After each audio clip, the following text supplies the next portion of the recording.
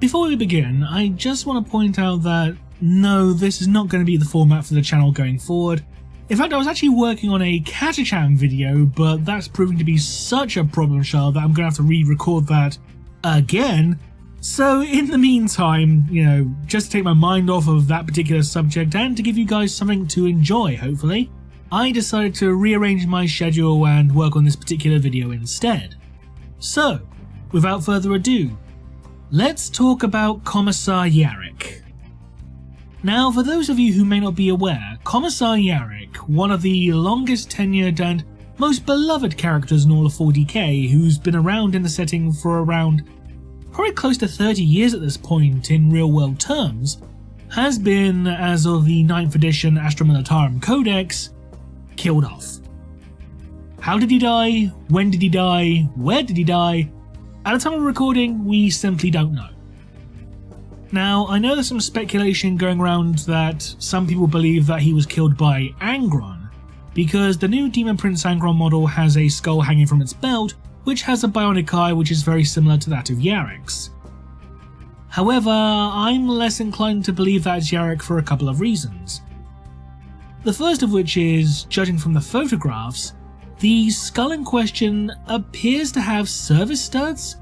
I mean, it could be just the angle or the shadows or whatever, so, I could be mistaken, but if it does actually have service studs, then it's not Yarrick, it's some generic Space Marine skull. But we won't know until, someone actually gets, the sprue in hand to actually have a look at it. Secondly, the official Games Workshop art of Yarrick's skeleton shows his skull still attached to his body, so it seems a bit weird that they would depict him officially as having his skull still attached to his body, but also having it hanging from Angron's hip at the same time. But then again, it wouldn't be the weirdest or most, nonsensical retcon Games Workshop's ever done. Hello Exorcist chapter, how are you? And thirdly, I might be misremembering in this regard, but from what I can remember, Yarrick wasn't even on Armageddon. The current rumours is that, Angron has re-emerged on Armageddon itself, and since Armageddon is a world that's effectively synonymous with Yarrick, people believe that, he must have killed Yarrick there. But from what I remember, when Ghazghkull Thraka left Armageddon due to being bored during Armageddon 3, Yarrick and a bunch of Black Templars set off in pursuit. So, if Angron does materialise on Armageddon, it will be a bit hard for him to kill Yarrick when he's not even there. But again, things could be retconned. But anyway, the main issue that I personally have with Yarrick's death isn't the fact that he was killed off. In fact, from a storytelling perspective, I think, you've done pretty much all you could with Yarrick, so killing him off, is not a bad idea. I'm all for the idea of having big name, established characters being killed off. My personal issue with this is that he was killed off screen, effectively. We don't know how he died, we don't know where he died, we don't know when exactly he died. Only that he's dead. So, we don't know if he died in battle, we don't know if he died of old age, we don't even know if he slipped in the shower and broke his neck. So that's the main issue. Because it seems a bit disrespectful for a character as, beloved and as long tenured as Yarrick, to be just killed off in such an ignominious manner. Like, Yarrick's main plot point for close to 30 years was that he was the main rival to Ghazghkull Thraka, the preeminent orc character in the setting. But because Yarrick was killed off-screen, their rivalry and story arc will never reach a conclusion.